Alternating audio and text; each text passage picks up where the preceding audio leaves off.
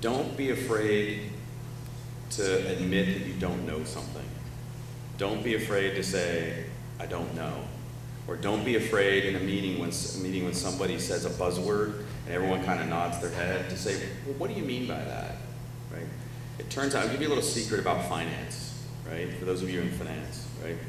The more buzzwords somebody uses, the less they actually know what they're talking about, right? I found that whether it's in academia, whether it's in the private sector, or whether it's on Capitol Hill.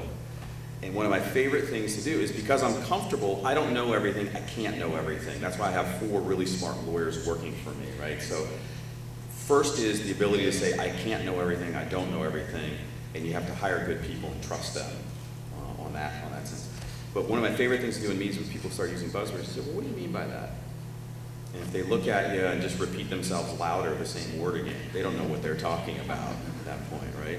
And sometimes the ability to ask the right question is more important than trying to be the person who always has the right answer.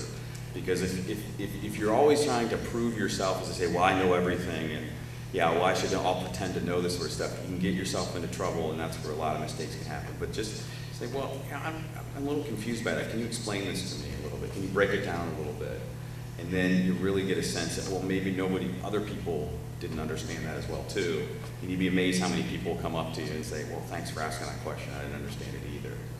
And you'd be amazed that it's not a career killer. In fact, it's, people will look at you and say, you know what, this is someone who's comfortable with themselves enough to ask those questions or admit that they don't know the answers to those things.